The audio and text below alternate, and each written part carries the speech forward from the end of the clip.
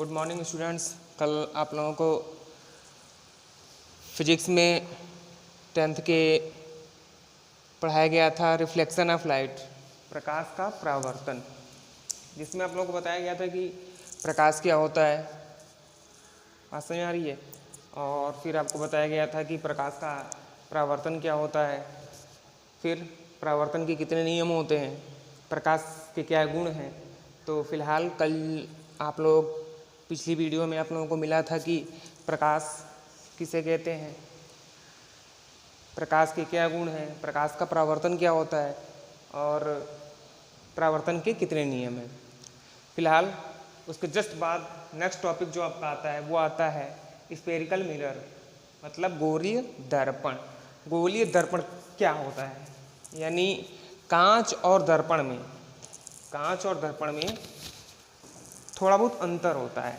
क्या अंतर होता है, सबसे पहले ये जान लीजिए कि कांच क्या होता है और दर्पण क्या होता है। दर्पण कांच के हम आर पार देख सकते हैं, कांच के आर पार, शीशे के आर पार, कांच के आर पार देखा जा सकता है, लेकिन दर्पण के आर पार नहीं देखा जा सकता। तो फिलहाल उसी में से हमारा टॉपिक है गोलीय दर्पण। गोलीय दर्पण क्या होता है, आप अपना नोट्स भी निकाल लीजिए और इसका नोट्स भी बनाते रहिए, लिखते रहिए, ताकि नोट्स भी कंप्लीट होता रहे। तो आप निकाल लेंगे और पहले समझ लीजिए गोलीय दर्पण क्या होता है। गोलीय दर्पण कांच के खोखले गोले का काटा गया भाग होता है।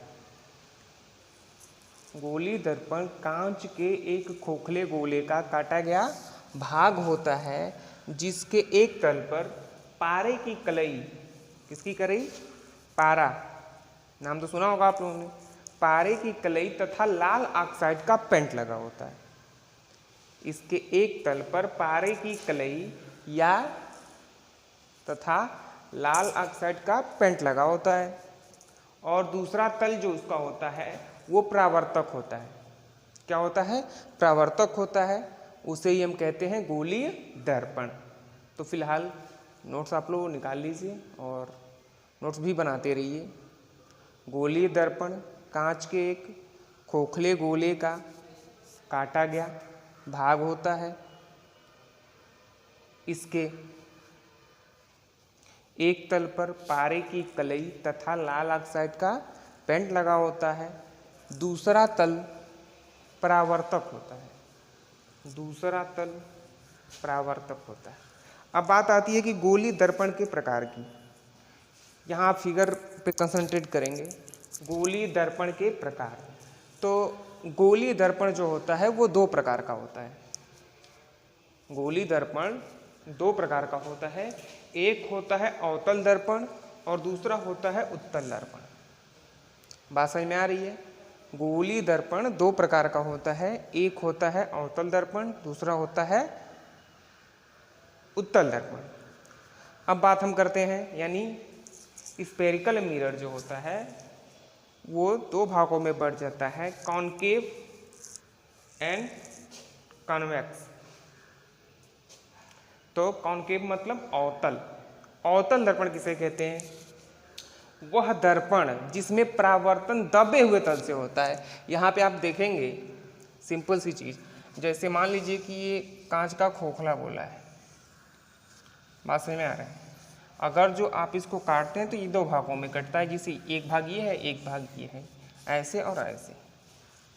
तो वह दर्पण जिसमें परावर्तन दबे हुए तल से होता है, जैसे यहाँ इसमें आप देखेंगे तो इसका ये जो तल है ये दबा हुआ है। वह दर्पण जिसमें परावर्तन दबे हुए तल से, मतलब अगर जो कोई भी प्रकाश की किरणें आएंगी तो यहाँ से टकरा के पुनः वो क्या हो जाएंगी, वापस हो जाएंगी। सिंपल सी चीज़ हमने बताया। अवतल दर्पण किसे कहते हैं, वह दर्पण जिसमें परावर्तन दबे हुए तल से होता है। तो उस दर्पण को आप कौन सा दर्पण कहते हैं, अवतल दर्पण कहते हैं। यानी इसको इस प्रकार भी कह सकते हैं, अर्थात गोले का भीतरी तल परावर्तक तल होता है। गोले का जो भीतरी तल होता है वो परावर्तक तल होता है, वो किरणों को क्या कर देता है, परावर्तित कर देता है। फिर अब बात करेंगे हम उत्तल दर्पण की। उत्तल दर्पण किसे कहते हैं, वह दर्पण जिसमें परावर्तन उभरे हुए भाग से होता है। यानी आप इस फिगर बी पे आप कंसंट्रेट करेंगे, वह दर्पण जिसमें परावर्तन उभरे हुए भाग, यानी अगर जो कोई भी किरणें आएंगी तो वो यहाँ से टकरा के वो क्या हो जाएंगी, वापस लौट जाएंगी, यानी उस दर्पण को हम कहते हैं उत्तल दर्पण। वह दर्पण जिसमें परावर्तन दबे हुए तल से होता है उस दर्पण को हम अवतल दर्पण कहते हैं। वह दर्पण जिसमें परावर्तन उभरे हुए तल से होता है उसे हम उत्तल दर्पण कहते हैं। तो ये बात हुई आपके गोलीय दर्पण के प्रकार की, मतलब गोलीय दर्पण कितने प्रकार का होता है। बात समझ में आ गई? तो आप लोग फिगर भी बना लेंगे और साथ में आप अपना नोट्स भी तैयार करते रहेंगे। और फिर आप अगली हेडिंग इसमें से जस्ट बात आती है गोलीय दर्पण से संबंधित कुछ परिभाषाएं। अब आपको जो पढ़ना होगा इसमें गोलीय दर्पण से संबंधित परिभाषाएं। तो इसमें पहला आता है आपका वक्रता केंद्र। वक्रता केंद्र क्या होता है? सेंटर ऑफ कर्वेचर उसकी इंग्लिश होती है, और हमें जानना है वक्रता केंद्र। तो उस गोले को के केंद्र को, उस गोले के केंद्र को जिसका कि दर्पण एक भाग होता है, जैसे हर गोले का अपना केंद्र होता है। सिंपल सी चीज, अगर जो उस गोले के केंद्र को जिसका कि दर्पण क्या होता है एक भाग होता है, उस को हम वक्रता केंद्र कहते हैं। जैसे फिगर में ये सी आपका जो होगा वो क्या होगा, वक्रता केंद्र होगा।